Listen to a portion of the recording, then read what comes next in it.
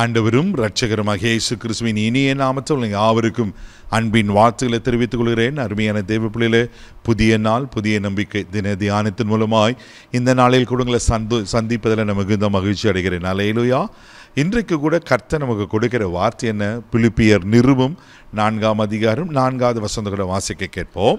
கர்த்தருக்குள் எப்பொழுதும் சந்தோஷமாயிருங்கள் என்று மறுபடியும் சொல்லுகிறேன். அல்லேலூயா.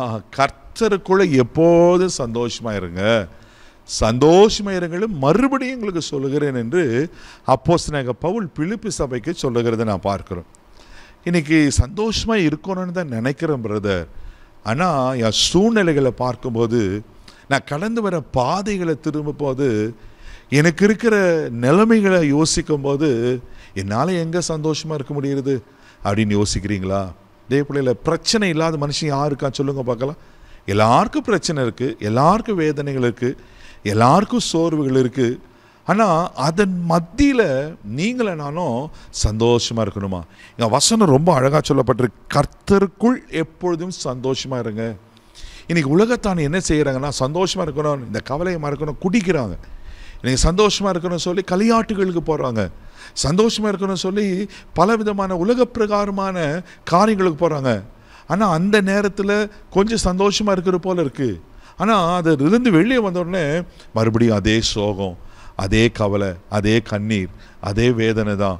இதே பிள்ளையில் உண்மையான சந்தோஷத்தை, மெய்யான சந்தோஷத்தை கொடுக்கறதுக்கு தான் இயேசு இந்த உலகத்துக்கு வந்தார். லூக்கா 2ஆம் அதிகாரம் அழகாக வாசிப்போம். எல்லா ஜனத்துக்கும் மிகுந்த சந்தோஷத்தை உண்டாக்க நற்செய்தி தான் இயேசு பிறந்த செய்தி.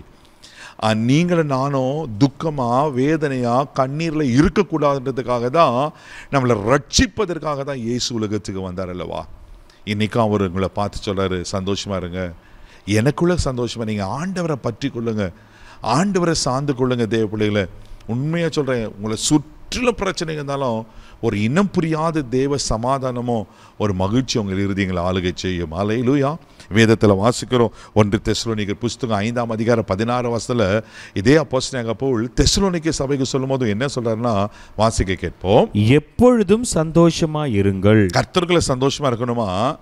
என்னைக்கோ ஒரு நாளைக்கு கிடையாது, எப்பொழுதும் சந்தோஷமா இருங்க. எப்படி பிரதர் இருக்க முடியும்? எப்பொழுதும் சந்தோஷமா இருக்க முடியுமா?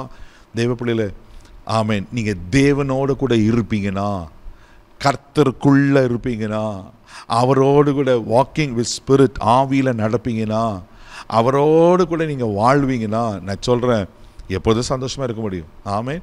பிரச்சனைகள் வரும், போராட்டம் வரும், ஒரு பெரிய த்ரெட்டனிங், அப்படியே மழை அப்படியே பெயர்ந்து விழுகிற மாதிரி சூழ்நிலை வரும்.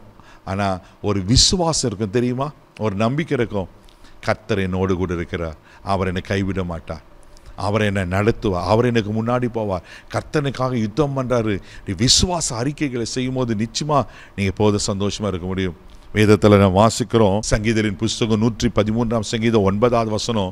சங்கீதக்காரன் இப்படியா சொல்லுகிறார், வாசிக்க கேட்போம். மலடியை சந்தோஷமான பிள்ளைத்தாட்சியாக்கி வீட்டிலே குடியிருக்க பண்ணுகிறார். அல்லேலூயா. அல்லேலூயா. மலடியை சந்தோஷமான பிள்ளைத்தாட்சி ஆக்கிறவர் கர்த்தர். பிள்ளைகள் கர்த்தரால் வர சுதந்திரம் சொல்லப்பட்டிருக்கல்லவா? என்ன நன்மையில், ஆசீர்வாதத்தில் நீங்கள் மலட்டுத்தன்மையை போல இருக்கிறீங்க.